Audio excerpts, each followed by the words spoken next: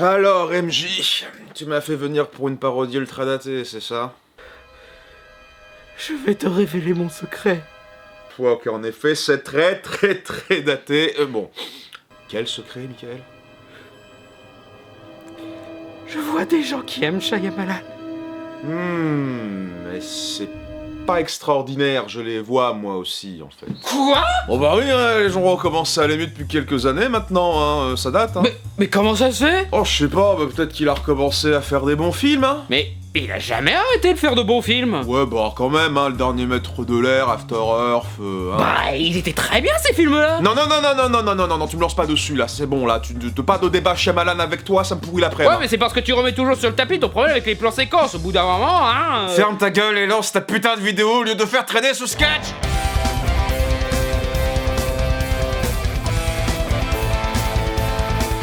Donc, M. Night Shyamalan, réalisateur autrefois acclamé, puis défoncé pendant des années, a retrouvé la gloire avec ses récents films, notamment Glass. C'est pas encore ça avec la plupart des critiques, mais niveau spectateur, c'est généralement encourageant. Et c'est ainsi que j'ai accompli ma mission divine. Convertir tout Internet au génie du réalisateur M. Night Shyamalan.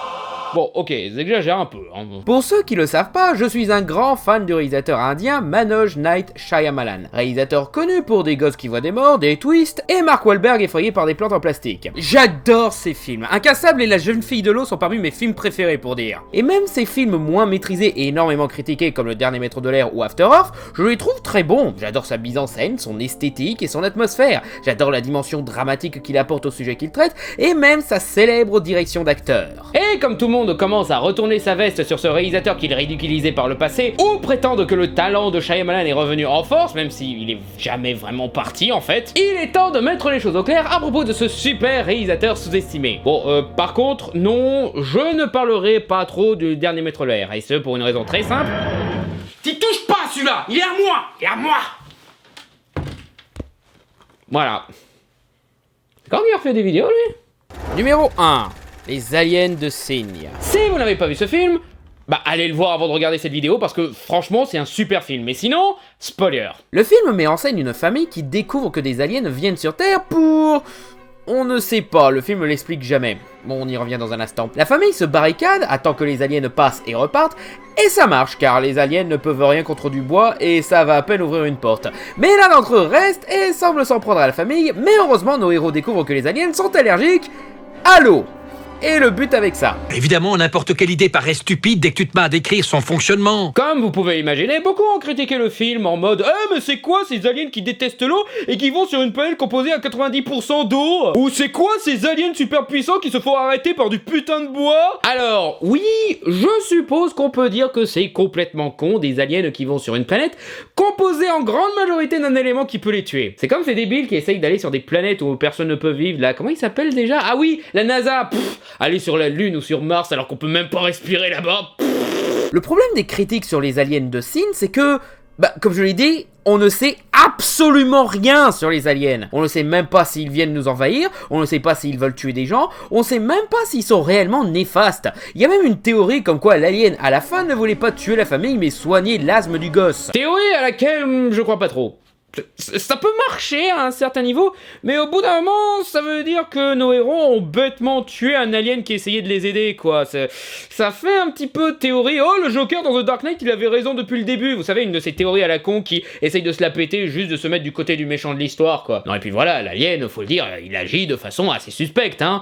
Mais bon, après, oui, ça peut passer si tu prends le film comme une critique de la paranoïa, mais bon, voilà. Toujours est-il que comme on ne sait rien sur ces aliens, on ne peut pas critiquer leur incompétence. Je veux même dire, cette critique est le genre de critique que je hais absolument. T'as une situation où t'as des tas de possibilités, un mystère qui te permet d'imaginer des tas de solutions à pourquoi c'est comme ça, mais au lieu d'utiliser notre cerveau, on préfère bêtement critiquer ce qu'on ne comprend pas. On bloque presque volontairement notre train de réflexion. Et le pire, c'est qu'on ose se prétendre intellectuel de faire ça. La critique de l'allergie à l'eau tiendrait si on avait une preuve durant le film que les aliens viennent nous envahir, viennent pour rester, et pas pour chercher un truc spécifique ou juste explorer la Terre vite fait. Peut-être qu'il y a quelque chose sur notre planète dont ils ont besoin et qui vaut le risque d'être touchés par l'eau. Et encore, rien que ça part du principe qu'ils ont choisi notre planète. Si ça se trouve, ils sont juste tombés dessus. Si ça se trouve, ils ont dû aller sur une une planète sur leur chemin. Ils avaient besoin de faire le plein ou quelque chose. La Terre était peut-être la seule planète qu'ils pouvaient rejoindre. Et si ça se trouve, ils sont parvenus de leur propre chef. Ce sont peut-être les aliens mystères d'After Earth qui les ont lâchés là pour les punir ou je ne sais quoi. Et pareil pour l'incapacité d'ouvrir une porte. C'est facilement explicable par deux possibilités.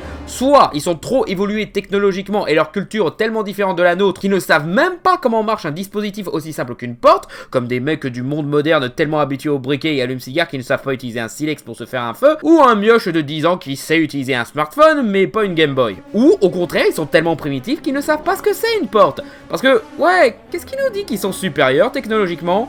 Qu'est-ce qui nous dit qu'ils sont venus en vaisseau? Les lumières dans le ciel sont peut-être des portails cosmiques sur lesquels nos aliens sont tombés par erreur, et les crop circles sont peut-être juste des effets de ces portails, comme le Bifrost de Thor si vous voulez. Je veux dire, ils sont tout le temps à poil, putain. Tu te demandes à des mecs qui ont pas maîtrisé la couture de venir avec des canons laser? Elle bug ta partie de civilisation là, non? On peut pas dire concrètement qu'ils sont cons de faire ou pas tel truc, car les aliens sont tellement ambigus et fantomatiques qu'il peut y avoir un milliard d'explications. Et on ne sait rien sur ces aliens, parce que les aliens ne sont pas le centre de ce film. La famille qui a peur et qui fait face au deuil et retrouve la foi en interprétant des signes, c'est le putain de titre du putain de film, ça c'est le centre du film. Les aliens ne sont qu'un prétexte, un moteur scénaristique. Mais bon, avoir de l'ouverture d'esprit et admettre qu'on ne sait rien, c'est pas aussi facile que de croire qu'on sait tout et se plaindre de trucs qu'on n'a pas cherché à comprendre. Et ça c'est marrant parce que c'est la problématique soulevée par le personnage de Mel Gibson. Est-ce que tu es de ceux qui voient des signes, des miracles?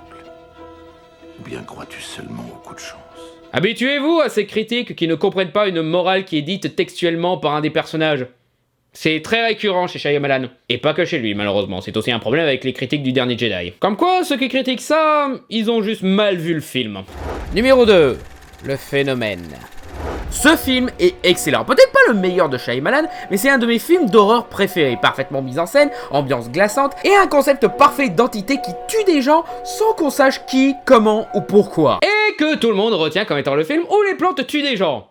Non mais bien sûr, et Star Wars est un film raciste parce que Dark Vador est noir, hein. J'adore ceux qui reprochent au film d'être un nanar écolo naïf où les plantes attaquent des gens, déjà parce que... Depuis quand c'est mal d'être écolo ? Et en quoi ce serait débile que les plantes tuent l'humanité? C'est de la science-fiction pas si improbable que ça, hein. Je veux dire, on acclame bien depuis presque un siècle un film où les oiseaux attaquent l'humanité, alors les plantes, franchement... Mais bon, ça mis à part, les plantes ne sont pas la cause du phénomène! C'est un autre exemple de mal voir un film et de prendre trop au pied de la lettre ce qu'on dit dans le film. Oui, il y a un certain personnage qui affirme que le phénomène est provoqué par les plantes qui dégagent une sorte de toxine diffusée dans l'air, et à pas mal de moments, le personnage de Mark Wahlberg suit cette théorie, et ça lui permet de trouver des solutions pour survivre. Sauf que, voilà la petite subtilité, c'est qu'une théorie qui n'est jamais confirmée par le film lui-même. Un personnage, surtout un personnage montré et décrit par d'autres personnages comme étant un peu taré, n'a pas forcément raison. C'est comme les aliens dans Signe, c'est pas parce qu'un militaire parano et un gosse effrayé disent qu'ils viennent nous envahir que c'est vrai. La théorie des plantes reste au stade de théorie. Tu as même une scène qui montre l'absurde de cette théorie avec Mark Wahlberg qui marchande avec une plante en plastique. Oui, cette scène était volontairement humoristique.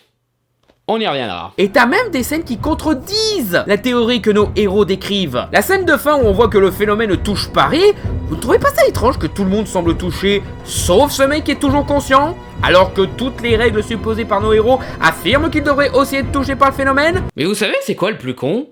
C'est que, comme dans Signe, la morale du film est expliquée. Sauf que là, c'est dès la première scène de Mark Wahlberg. Pourquoi penses-tu que les abeilles disparaissent? Une cause naturelle qu'on n'arrivera jamais vraiment à comprendre.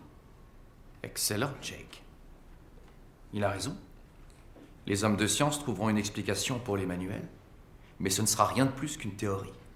L'humanité refusera de reconnaître qu'il y a quelquefois des forces qui dépassent notre entendement. Et j'en viens à ce qui fait le génie du film et qui en fait un excellent film d'horreur. On ne sait rien. On ne sait pas ce que c'est. Si ce sont les plantes, la pollution, le terrorisme, un virus, une attaque alien psychique, on ne sait pas comment il marche. On ne sait pas comment il se répand. On dit le vent, mais même là, c'est que théorique. Et si ça se trouve, à la fin, nos héros prouvent que cette théorie est fausse en sortant quand le vent souffle. Je veux dire, si ce phénomène arrivait dans la vraie vie, on aurait peu de chances d'avoir une réponse directe et complète le jour même, ni même des mois après si ça se trouve. On sait qu'une chose, ça tue des gens. Mais si on ne sait rien à ce point, comment l'éviter? Comment le fuir? Comment l'arrêter? Justement, il peut intervenir à n'importe quel moment, à n'importe quel endroit, et ce sans prévenir. Sans prévenir. Sans prévenir. Sans prévenir. sans prévenir. Je vous ai eu. Vous voyez que ça fout les jetons, hein? Mais ça, c'est le problème des spectateurs et des gens en général. On n'aime pas ne pas savoir. On veut qu'on nous explique tout, au point qu'on prend même les fausses explications pour de vraies explications. Là, c'est même plus un problème cinématographique, c'est un problème de société. Mais à ce stade, vaut mieux ne pas savoir et assumer qu'on ne sait rien, plutôt que d'affirmer des conneries juste pour pouvoir remplir la case connaissance.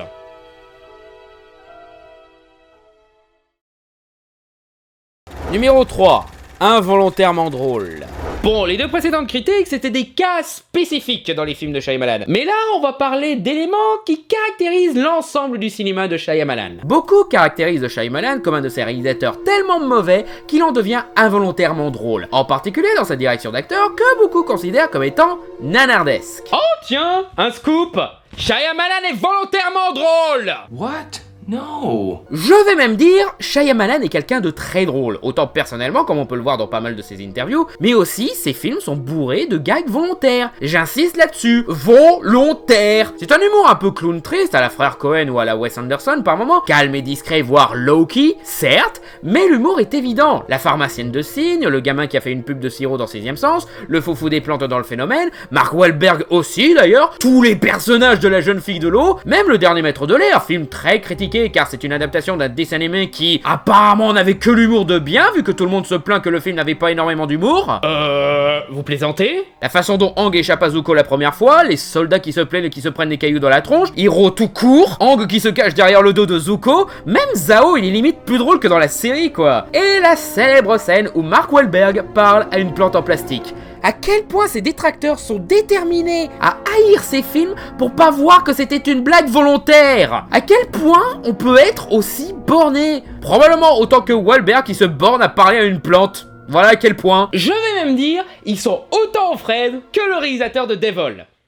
Non parce que, je défends les films de Shyamalan, mais je défends pas tout ce qu'il a fait, hein. Genre un film que Shyamalan a écrit, mais qu'un réel pas terrible a mal exploité. Non, mais si, ça compte aussi, mais non, Devil. Dans ce film, t'as une scène où un garde superstitieux fait un truc pour prouver que le diable est dans les parages. Jeter un toast tartiné, et comme ça tombe du côté tartiné, ça prouve que le diable est là. Alors, si Shyamalan avait réalisé ce film, cette scène aurait été faite sans musique. Juste une ambiance gênante qui permet de comprendre que cette scène est censée être ridicule. Mais quand on est un réel débile qui comprend pas le script qu'on lui confie, on imagine que c'est censé être sérieux pour je ne sais quelle raison, donc on met une musique angoissante pour montrer qu'on parle serious business. Shyamalan aurait pu le faire remarquer au réal pour qu'il se corrige, oui, surtout qu'il était producteur, mais à la base c'est quand même le réal qui fait le con. Donc ceux qui critiquent Shyamalan, vous êtes aussi con que le réalisateur de Devil. C'est prouvé scientifiquement. Bon après oui, il y a des moments qui eux se veulent sérieux, mais qui sont quand même perçus par les critiques comme étant ridicules. Et là on en vient à un autre cas particulier de Shyamalan, sa direction d'acteur. Les acteurs de Shyamalan sont restreints. Dans le sens où ils retiennent leurs émotions et les laissent suggérer par des expressions subtiles, une mise en scène, bref un truc plus subtil que le jeu d'acteurs classique des blockbusters qui sont très théâtralisés. Donc forcément ça fait un peu choc des cultures. Et Shyamalan n'est pas le seul dans ce cas, le Hulk d'Ang Lee et Rogue One ont eux aussi un style d'acteur plus naturel que théâtral, à quelques exceptions. Et du coup, beaucoup ont confondu ça avec du mauvais jeu d'acteur. Mais Shyamalan reste le plus moqué là-dessus, car il adore exploiter un certain état d'esprit, la malaisance. Oui, le malaise est volontaire dans ses films. Surtout dans Signe et dans Phénomène. Et La Jeune Fille de l'eau aussi. Donc tu m'étonnes que ces passages sont tellement zards qu'ils en deviennent drôles. C'est le but de ces scènes! Et vous savez ce que je comprends encore moins? C'est que ce jeu d'acteur, c'est pas un truc qu'il a inventé en cours de route, hein.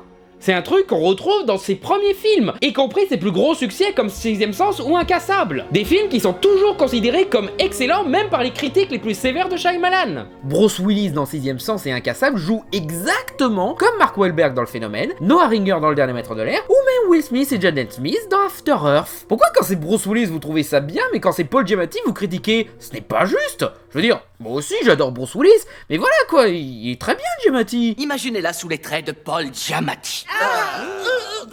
Dans ses récents films, Shyamalan a un petit peu calmé ce style, proposant une direction d'acteur plus conventionnelle, apaisant ainsi les critiques. Mais honnêtement, je trouve que c'est une sacrée perte. Il fait toujours des bons films, hein, ne vous ne prenez pas là-dessus, mais ça enlève de son identité cinématographique et de l'atmosphère de ses films. Non et puis, là le gamin rappeur dans The Visit, là vous comprenez que c'est de l'humour volontaire, hein. Par contre les personnage pratiquement similaire dans La Jeune Fille de l'eau, oh non, je comprends pas. Qui fait ça? Numéro 4. L'ego de Shyamalan. Shyamalan n'est pas quelqu'un de prétentieux.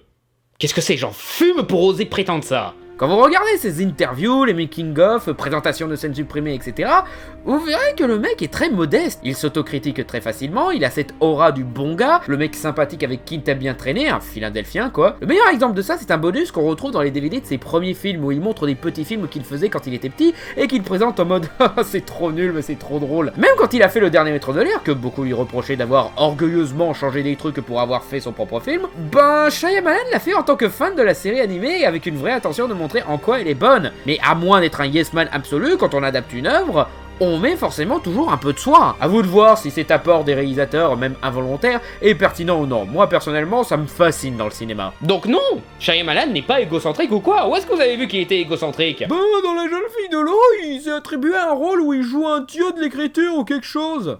Oh, ça. Oula, alors, pose-toi 5 minutes. Alors, oui, dans La Jeune Fille de l'eau, Shyamalan joue le rôle d'un auteur qui a été choisi par le destin pour recevoir la visite d'une nymphe qui lui apportera l'inspiration pour écrire une œuvre super importante qui changera le monde. Je pense qu'il y a eu un petit malentendu sur le message du film. Shyamalan ne dit pas que son œuvre est importante, mais que la créativité est importante.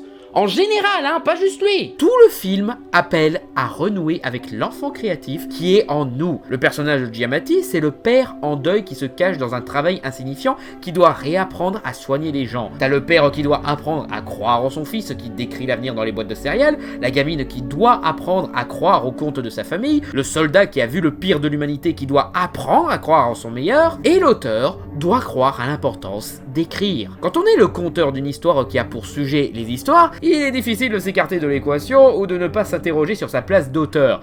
Après tout, quand tu veux traiter d'un sujet, tu interroges un spécialiste. Et comme le sujet c'est raconter des histoires, ça tombe bien, c'est l'auteur le spécialiste à porter. On rentre dans le domaine du métatextuel, et c'est un gros exercice d'équilibre entre montrer des aspects plus personnels de soi en tant que créatif et étaler son ego devant tout le monde. Coucou Ridley Scott. Dans le film, Shyamalan apparaît juste le temps de parler de l'importance de créer avant qu'on reparte sur l'intrigue protection de la nymphe. C'est pas comme s'il était traité comme le vrai héros de l'histoire, qu'il était présent à chaque scène et que tout le monde aime sans raison, façon Tommy Wiseau dans The Room. Vous saisissez la différence? Non, parce que si Shyamalan essayait de prétendre qu'il était l'être le plus important du monde, eh ben il aurait pas fait de son personnage un auteur de livres politiques au pire titre du monde qui n'apparaît que 15 minutes à tout péter dans le film. D'ailleurs, Shyamalan ne parle même pas de politique dans ses films. Non, il aurait fait un personnage de jeune cinéaste, comme la gamine dans The Visit. Oui, mais dans Signe, il montre les ficelles de scénario comme des signes divins, et donc ça laisse suggérer que Shyamalan serait un dieu. Mais à ce compte-là, Shyamalan est un dieu. Quoi? T'es sérieux? Ouais, c'est un dieu.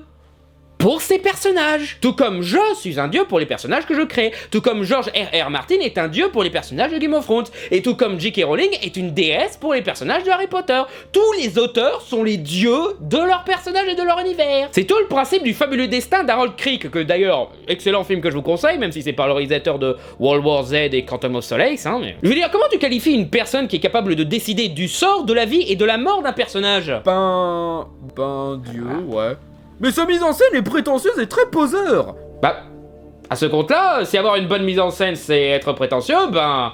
il a raison de l'être, hein. Et puis, il y a mise en scène prétentieuse et mise en scène bien pensée. En mon sens, ce serait prétentieux s'il essayait de forcer un message trop évident avec une esthétique pompière faussement élégante. Genre, je sais pas, moi, mettre Bruce Willis de incassable à côté d'un vitrail de Jésus avec une goutte d'eau qui ressemble à une larme coulant sur le verre, quoi. Non, il fait des trucs atmosphériques qui créent une ambiance intime. Il n'y a pas vraiment de plan à message. Ou alors, vraiment subtil et secondaire par rapport à l'ambiance. Ouais, Shyamalan, il utilise trop de twists. Oh pardon! Oh merde! Oh le con! Excuse-moi, attends. Allô? Ouais, appelez la femme de ménage. Ouais, il va y avoir besoin d'un gros ménage. Surtout niveau poussière, en fait.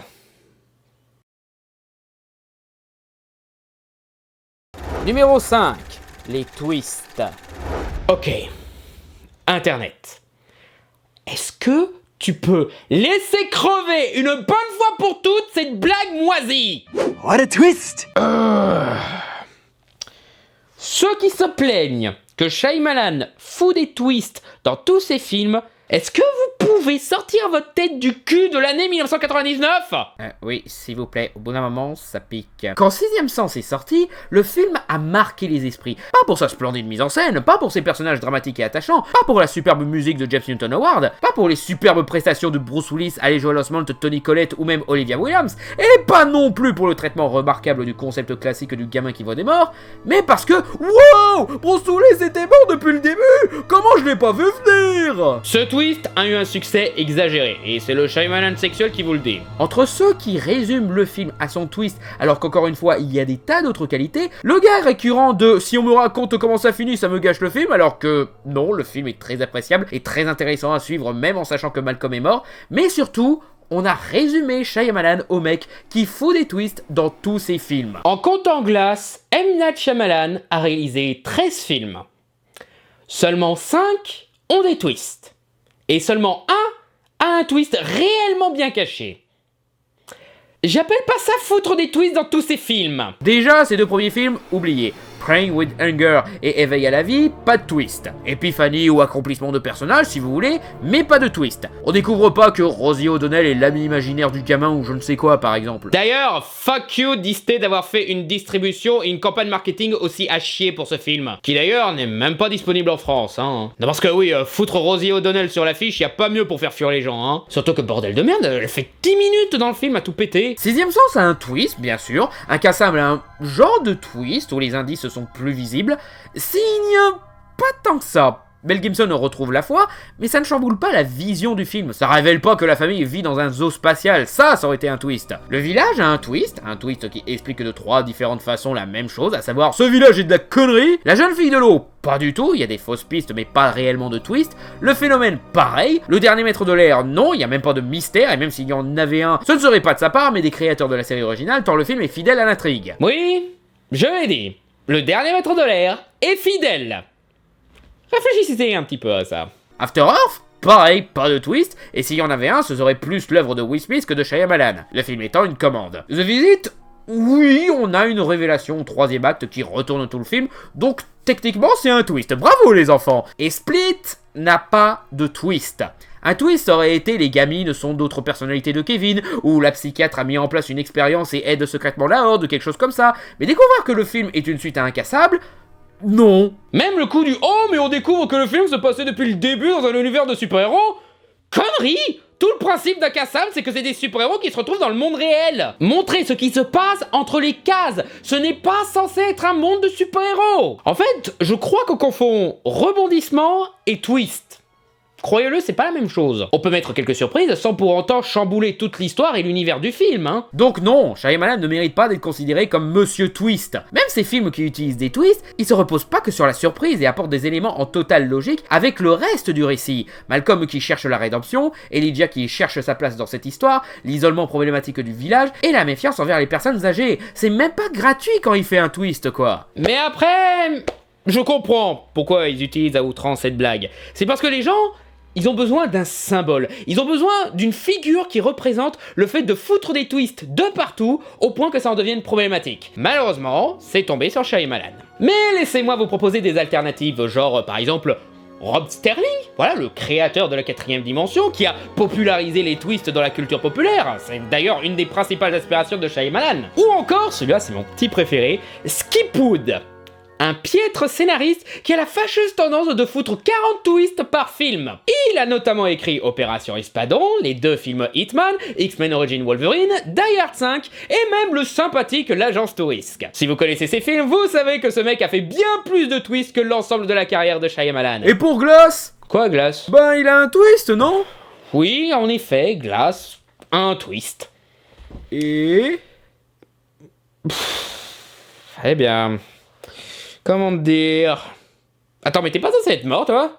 Numéro 6, la fin de Glass. Alors, ce n'est pas un des trucs les plus critiqués sur Shyamalan, mais clairement, beaucoup sont dubitatifs par rapport à la fin du tout dernier film de Shyamalan. Et même si je comprends un peu pourquoi cette fin ne passe pas trop, je vais me permettre de la défendre. Car même si narrativement on peut poser des questions, thématiquement elle est proche du parfait. Bon par contre, évidemment... Spoiler, spoiler, spoiler, spoiler, spoiler, spoiler, spoiler.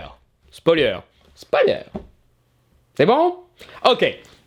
Tu m'as appelé? Non, je parlais pas de toi, non, c'est bon, fausse alerte. Dans Glass, David, le super-héros d'incassable, Kevin, le mec avec une vingtaine de personnalités capable de se changer en monstre, et Elijah, le mec aux os de verre persuadé d'être un super vilain, se retrouvent tous les trois enfermés dans un hôpital psychiatrique par une nana qui veut leur faire comprendre qu'ils ne sont pas des super-héros ou quoi, mais juste des personnes banales qui ont un ego surdimensionné. Tiens, curieux choix de mots. À la fin, il montre que non, ce sont bel et bien des êtres exceptionnels, et là, deux révélations tombent. Une qui marche très bien, car le film l'a teasé tout le long, et une autre qui... Je ne sais pas en fait. Ça passe ou ça casse, si vous voulez. En gros, nos trois êtres exceptionnels se font tuer par une organisation secrète qui s'assure depuis des millénaires que les êtres exceptionnels comme eux soient effacés de l'histoire. Et la psy en fait partie. Ouais... Vous aussi, vous sentez que ça sort un petit peu de nulle part? Le pire, c'est que ce twist a du sens thématique. Ça colle avec l'idée du monde réel qui n'accepte pas l'exceptionnel, qui est d'ailleurs une thématique principale de Incassable, ou même de la jeune fille de l'eau. Même le fait qu'il y ait une organisation secrète, ça colle avec l'imaginaire super-héroïque. Après tout, les comics en ont tout le tour du ventre des organisations secrètes. Le meilleur exemple de ça, c'est Wanted, le comics, pas le film pourri avec pas joli là, qui parle d'une organisation de super-vilains qui a supprimé de l'histoire toute trace d'existence des super-héros. Ça donne même du sens au personnage de la psy, qui au bout d'un moment commençait à avoir un syndrome de Scully délirant à vouloir tout rationaliser. Bah comment j'ai survécu à un coup de fusil dans le bide, hein? C'était un vieux fusil, les balles étaient mouillées, Bref, c'est justifié comme twist. C'est juste que... narrativement, rien ne le préparait ou le suggérait même. Par exemple, au twist de Malcolm mort dans Sixième Sens, tu vois le mec se prendre une balle, et t'avais des indices tout le long du film. Le twist qu'Elijah avait provoqué les trois catastrophes, le mec le dit pratiquement directement. Seulement, on s'en rendait pas tout de suite compte la première fois qu'on avait vu le film. Le mec qui dit qu'il cherche à justifier sa condition, qui parle tout le temps des catastrophes, qu'il dit qu'il cherche un super-héros depuis longtemps, que les méchants se définissent par leur grosse tête, etc. Mais l'organisation du trèfle, rien ne le suggérait. Ou peut-être que si, j'ai loupé un truc, ce film je l'ai vu qu'une seule fois en salle après tout. Mais de ce que je me souviens, on n'a jamais parlé de tout le film d'une organisation secrète. On n'a pas parlé de forces supérieures qui empêchent Elijah d'arriver à ses fins par exemple. J'y peux peut-être. Après tout, thématiquement, le twist garde du sens. Et le film en lui-même, il est très bien. Je vais même dire, l'anticlimax et la déception générale du final vont avec ce que le twist cherche à dire, et s'avère donc justifié vu que le film a volontairement monté la sauce pour nous priver à la dernière minute de la satisfaction d'un final épique où David gagne tout. Ça rend même la fin que plus triste. Et en soi, le film reste excellent avec une belle mise en scène, des acteurs irréprochables et une histoire prenante. Seulement, si je chipote là-dessus... c'est parce que je demande de la part de Shyamalan son habituelle excellence. Donc, si je dis du bien de la jeune fille de l'eau, du dernier maître de l'air, du phénomène, du village ou même d'After Earth, alors que je chipote sur Glass et même sur Split, que d'ailleurs je trouve le personnage de la psy complètement inutile, ça veut peut-être dire que ces films ont en effet de la qualité et que j'en dis pas du bien juste parce que je suis un Shyamalan sexuel. Si ces films étaient réellement mauvais, je le dirais directement. Je n'hésite pas à dire du mal des films pas terribles où son nom est rattaché, comme Stuart Little ou Devil. Et je ne chipoterai pas sur certains éléments de ces films récents. Je ne dis pas que Shyamalan a fait 0 mauvais film juste pour me différencier des autres et faire mon intéressant, Non, moi j'aimerais bien être d'accord avec les gens pour changer. Mais comme je vois de la qualité et de la compétence dans ces films, je ne peux pas l'ignorer juste pour me conformer à l'avis des autres. C'est ce que ces films, notamment Glass, démontrent. Il n'y a pas d'intérêt à faire comme les autres juste pour s'intégrer. Il faut juste faire ce qui nous paraît bien. Et non, je ne finirai pas cette vidéo sur une parodie de twist de Shyamalan. Encore une fois, Shyamalan c'est pas des twists. Merci d'avoir regardé cette vidéo, n'hésitez pas à liker, à commenter, vous abonner ou même soutenir l'élaboration et l'amélioration de l'émission en déposant un don, soit sur Tipeee, soit sur Utip, où vous n'avez qu'à voir une pub pour soutenir. Et je vous donne rendez-vous à Polymanga du 19 au 22 avril à Montreux en Suisse, où j'y serai avec l'Arbitre Moderne et le groupe Style Sky. Venez nombreux, venez cosplayer et à bientôt sur Fermez-la.